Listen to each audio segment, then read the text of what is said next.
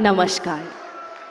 परम आदरणीय प्रधानमंत्री श्री नरेंद्र मोदी जी द्वारा Assam valley fertiliser and chemical company limited के एमोनिया यूरिया प्रकल्प के पवित्र भूमि पूजन के इस स्वर्णिम अवसर पर आप सभी महानुभावों का हम श्रद्धापूर्वक स्वागत करते हैं।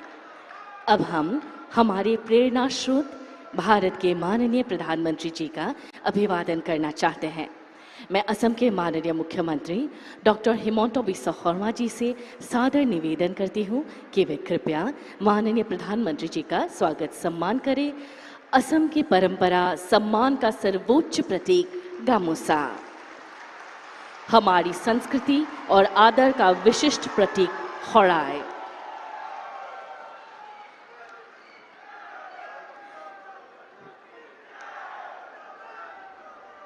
स्वर्गदेव साओलुंग सुकाफा जो बौर असम के निर्माण और एकता के मूल सूत्रधार है, उनकी प्रतिमा भी भेंट की जा रही है। विशिष्टता है कि उन्होंने असम के पवित्र धरती में नामरूप के तिपांग को ही पहला अस्थायी राजधानी बनाया था।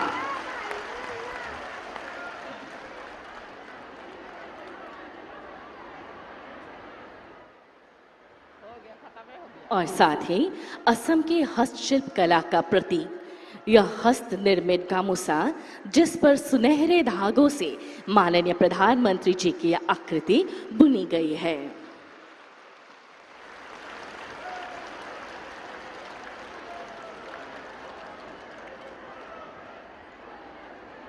आपका बहुत बहुत आभार महोदय।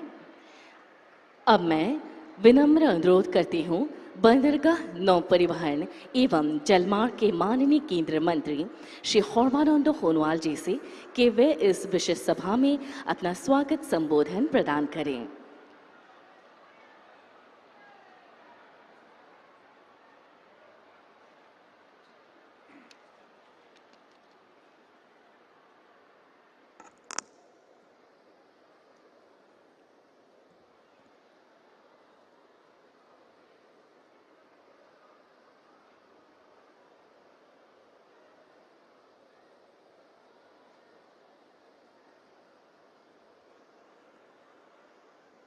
नमस्कार। भारत माता की সকলোকে মই আন্তৰিকতাৰে আহ্বান জনাইছো আপোনালোকে সকলোৱে সহযোগ কৰিব। भारत माता की, भारत माता की। আজি দিনটো আমাৰ বাবে অত্যন্ত গৌৰৱৰ দিন আৰু স্মৰণীয় দিন। কাৰণ আজি অসমৰ ৰাইজৰ বাবে, উত্তৰ পূৰ্বাঞ্চলৰ ৰাইজৰ বাবে দেশৰ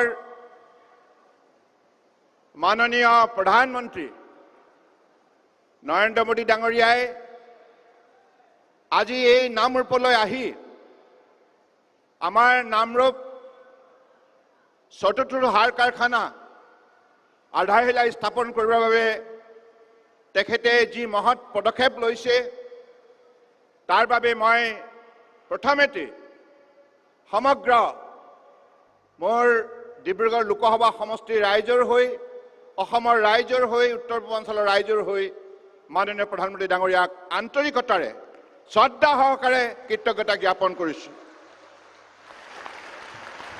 আমি সকলোৱে জানো আমাৰ দেশৰ সৰ্বাতোতকৈ মৰমৰ আৰু প্ৰিয় নেতাজনে হৈছে নৰেন্দ্ৰ মোদী ডাঙৰীয়া। বৰ্তমান বিশ্বৰ বুকুত সৰ্বাতোতকৈ লোকপ্ৰিয় নেতা হিচাপে পৰিগণিত হৈছে। তেখেতৰ শক্তিশালী পদক্ষেপৰ যোগেদি আজি ভাৰতবৰ্ষক বিশ্বৰ বুকুত অন্যতম শক্তিশালী ৰাষ্ট্ৰ হিচাপে প্ৰতিষ্ঠা কৰাৰ ক্ষেত্ৰত সফলতা অৰ্জন কৰিছে। পৰম শ্ৰদ্ধাৰ মাননীয় প্ৰধানমন্ত্ৰী নৰেন্দ্ৰ মোদী ডাঙৰীয়া,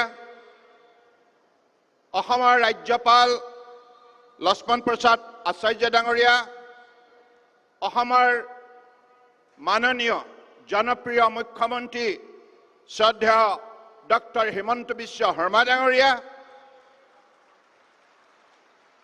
ভাৰত চৰকাৰৰ প্ৰাক্তন মন্ত্ৰী বৰ্তমান ৰাজ্যসভাৰ সদস্য ৰামেশ্বৰ তেলী ডাঙৰীয়া, অসম চৰকাৰৰ মন্ত্ৰী প্ৰশান্ত ফুকন ডাঙৰীয়া, যোগেন মোহন ডাঙৰীয়া, বিমল বৰা ডাঙৰীয়া আৰু আমাৰ মাননীয় বিধায়কসকল, পৰম শ্ৰদ্ধাৰ উপস্থিত ৰাইজ আৰু সাংবাদিক বন্ধুসকল,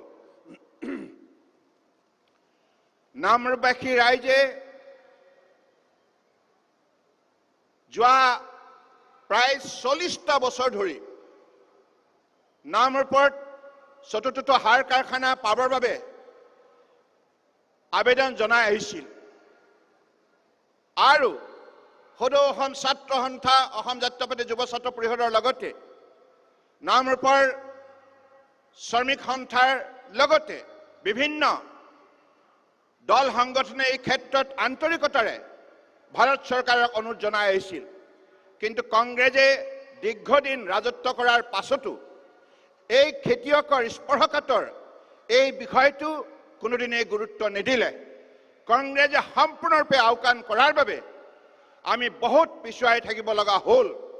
কিন্তু বৰ্তমান প্ৰধানমন্ত্ৰী নৰেন্দ্ৰ মোদী ডাঙৰীয়াই আন্তৰিকতাৰে অসম তথা উত্তৰ পূৰ্বাঞ্চলৰ খেতিয়কৰ ৰজা কথা আন্তৰিকতাৰে উপলব্ধি কৰি আজি তেখেতে নিজেই 10,000 কোটি টকা ব্যয় কৰি চতুৰ্থটো আজি নামৰূপ সাৰ কাৰখানা নিৰ্মাণৰ আধাৰশিলা কৰিবলৈ আহিছে।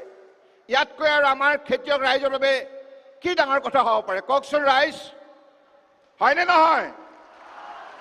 গতিকে মই অতদিনে যিসকল আমাৰ সংগঠনে এই ক্ষেত্ৰত আন্তৰিকতাৰে আবেদন জনাই আহিছিল, মই তেখেতসকলকো অভিনন্দন জনাইছোঁ।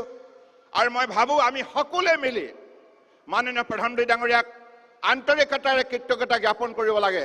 সেইবাবে মই সকলোকে নিজৰ স্থানত থিয় হৈ হাততালি মাৰি নৰেন্দ্ৰ মোদী জিন্দাবাদ, নৰেন্দ্ৰ মোদী জিন্দাবাদ, নৰেন্দ্ৰ মোদী জিন্দাবাদ, নৰেন্দ্ৰ মোদী জিন্দাবাদ। আমি এইখিনি সকলো সময়তে মনত ৰাখিব লাগিব, কাৰণ নৰেন্দ্ৰ মোদী ডাঙৰীয়াও অত্যন্ত দুখীয়া পৰিয়ালৰ এটি সন্তান হিচাপে সদায় দুখীয়া মানুহৰ মনৰ বেদনা গভীৰভাৱে উপলব্ধি কৰিব পাৰে। আৰু সেই উপলব্ধিৰে যোৱা 11 বছৰে ভাৰতবৰ্ষক আমাৰ শ্ৰমিক আৰু খেতিয়কৰ সকলো শ্ৰেণীৰ ৰাইজৰ উন্নয়নৰ বাবে নিৰন্তৰ যিবিলাক তেখেতে প্ৰচেষ্টা হাতত ল'লে আজি ফলপ্ৰসূ হ'ল, যাৰ ফলত আজি ভাৰতবৰ্ষৰ প্ৰতিগৰাকী নাগৰিকে সন্মান সহকাৰে জীৱন যাত্ৰা আগুৱাই নিবলৈ সক্ষম হ'ল। গতিকে মই সেইবাবে আজি এই সভাত মই দীঘলীয়া বক্তব্য দিবলৈ অহা নাই। আমি সকলোৱে আগ্ৰহেৰে বাট চাই আছোঁ মাননীয় প্ৰধানমন্ত্ৰী নৰেন্দ্ৰ মোদী ডাঙৰীয়াৰ বক্তব্য শুনিবৰ বাবে। মই পুনৰবাৰ নামৰূপবাসীক ধন্যবাদ জনাইছোঁ আৰু আগন্তুক দিনত এই চতুৰ্থ যিটো প্লাণ্ট নিৰ্মাণৰ ক্ষেত্ৰত যাতে আপোনালোকে সকলোৱে আন্তৰিকতাৰে যাতে সহযোগিতা আগবঢ়াব পাৰে তাৰ বাবে আবেদন জনাইছোঁ। আৰু ইয়াৰ উৎপাদনৰ ফলত কেৱল উত্তৰ পূৰ্বাঞ্চল